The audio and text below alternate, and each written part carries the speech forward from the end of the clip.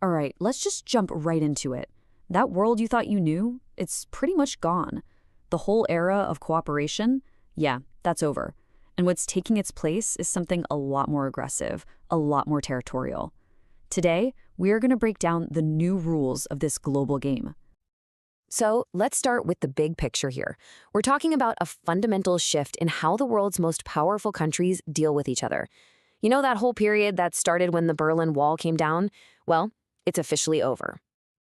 And this quote, man, it just nails the sheer scale of this change. This isn't some minor adjustment, it's a seismic shift. We're leaving behind that whole idea of global cooperation and heading into something experts are calling aggressive regional hegemonies. So, what does that actually mean in plain English? It means the big players on the world stage, they're not playing nice anymore. They're basically carving out their own turf, their own backyards, and they're not asking for permission. Which, of course, leads to the big question, the one that really frames everything we're talking about today. If the old way of doing things is gone, what in the world is replacing it?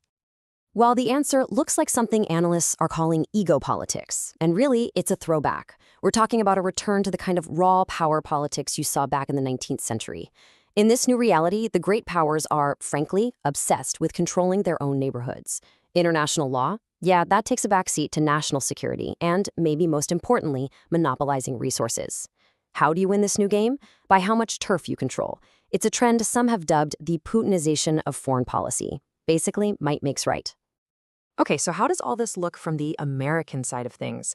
Well, that brings us right to the heart of what we're digging into today, the Donroe Doctrine.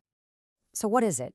Think of the Donroe Doctrine as the old Monroe Doctrine on steroids.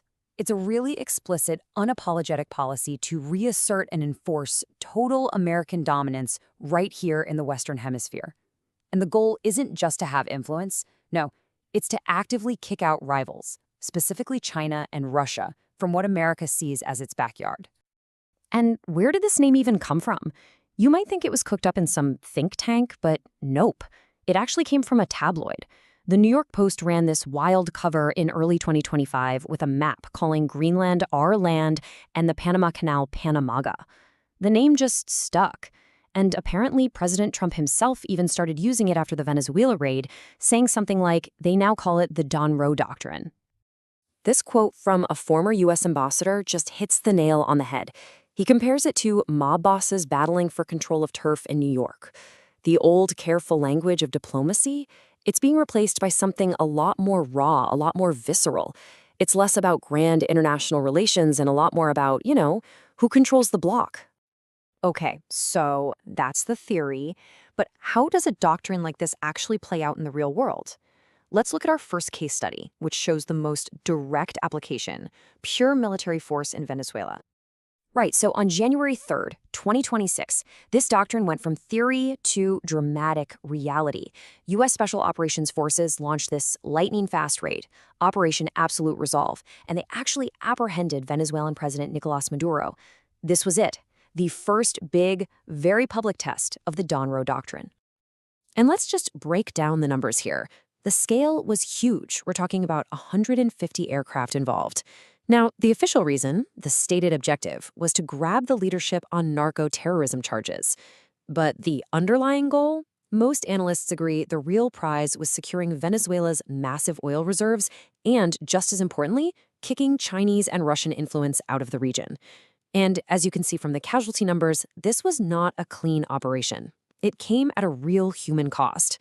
And if there was even a shred of doubt about the motivation behind this, well, the State Department's official X account cleared that up right after the raid. They posted this. And just look at the all caps. This is our hemisphere. I mean, that says everything, doesn't it? That is the Donroe Doctrine in its purest, most unapologetic form. But this doctrine isn't just about sending in the troops. Not at all. Our second case study, which is all about Greenland, shows a completely different tactic in action. Coercion, both economic and diplomatic. So, the reason you hear in public for all this focus on Greenland is, of course, national security. It's about protecting the Arctic from Russia and China. But the real reason? Come on, it's a mineral war. The U.S. is going after Greenland's huge deposits of rare earth minerals, all in an effort to break China's stranglehold on the global supply chain. And you might be asking, why are these minerals so critical? Well, we're talking about stuff that's absolutely essential for pretty much everything, from the high-strength magnets inside F-35 fighter jets to the core components of green tech. Getting a hold of Greenland's resources is seen as maybe the only way to really secure the American supply chain and break that dependency on China. And to get what it wants, the US has been playing some serious hardball. I mean, we're talking about threatening tariffs against Denmark, the UK, and other NATO allies. There were even suggestions that the US might take Greenland the hard way. This has caused a huge, unprecedented rift inside NATO. I mean, just let this sink in. Denmark, a founding member of NATO, now lists the United States as a potential security threat for the very first time. If that doesn't tell you the old rules are gone, I don't know what does. But look, this isn't just about America. When you zoom out and look at the whole picture, you start to see that the Donroe Doctrine is really just one piece of a much bigger global pattern. It's what some are calling the new great game. And this shows it perfectly. The US is not acting in a vacuum here. Take a look at Russia. They have a parallel strategy. It's called the Anchorage Formula, and it's basically the Kremlin's name for its plan to formalize control over eastern Ukraine. Sound familiar? Just like the Donroe Doctrine, it's all about carving out an undisputed sphere of influence. And then there's China, the third big player, and you better believe they're watching and learning from all this. In fact, recent PLA military drills have been seen explicitly mimicking the US raid on Venezuela. They're practicing what are called decapitation strikes, essentially taking the playbook from America's actions and applying it to their own strategic thinking about Taiwan. So what are the actual rules of this new great game? Well, it seems to boil down to three things. First up is mining.